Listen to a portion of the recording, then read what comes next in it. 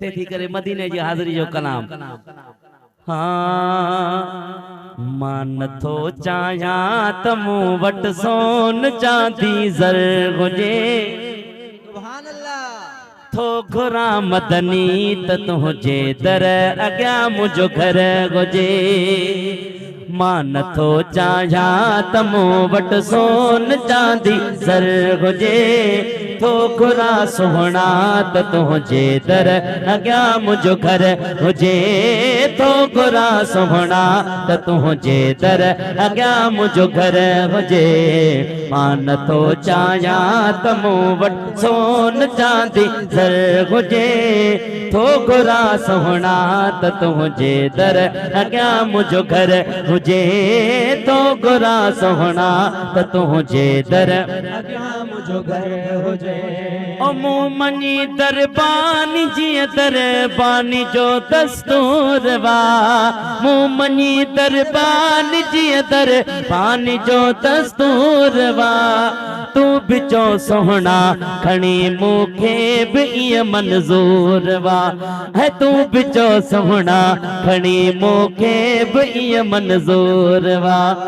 तुझे घर मेहमान जो ही नात खानो कर हुजे, तुझे घर मेहमान जो ही नात खानो कर हुजे, थो घुरां सुहिणा त तुझे दर अॻियां मुंहिंजो घर हुजे, थो घुरां सुहिणा त तुझे दर अॻियां मुंहिंजो घर हुजे। सुभान अल्लाह।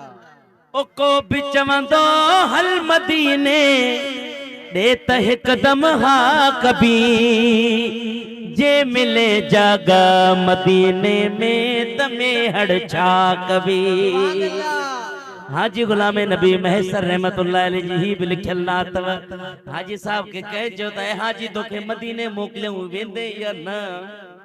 हाजी साहब शेर लिखी करे जवाब दिनो, को बि चवंदो हल मदीने ॾे त हिकदम हा कभी, जे मिले जागा मदीने में तमे हड़ छा कभी।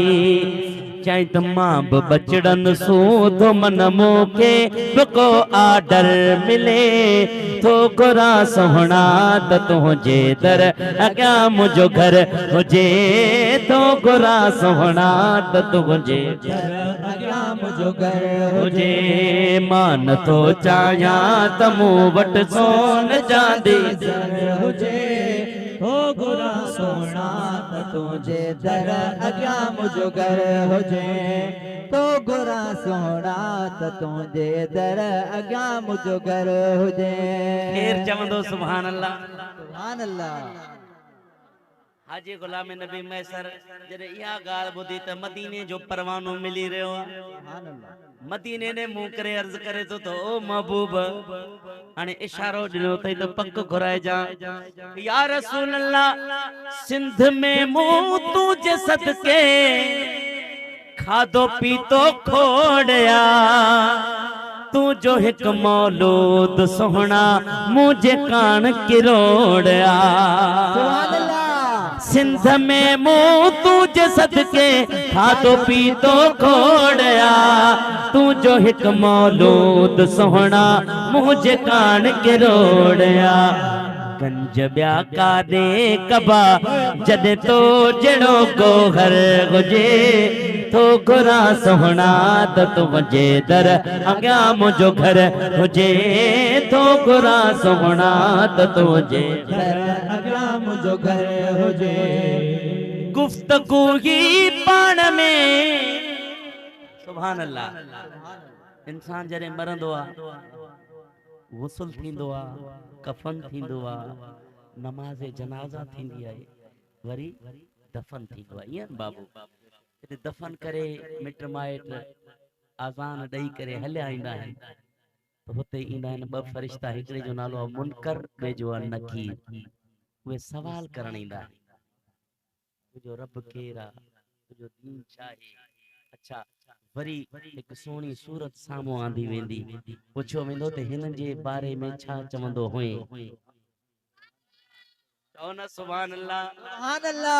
पर हाजी गुलाम नबी महेसर रहमतुल्लाह अलैह फरमाया जॾहिं मां मरंदुसि त जॾहिं फरिश्ता मुंहिंजी क़ब्र में ईंदा मूंखे ॾिसी करे पाण में ॻाल्हाईंदा हाजी साहब छा ॻाल्हाईंदा। हाजी साहब शेर लिखी करे जवाब ॾिनो गुफ्तगू ही पाण में गॾजी कंदा मुनकर नकीर ही मोहम्मद जो मदाही आ गुलाम नबी फकीर।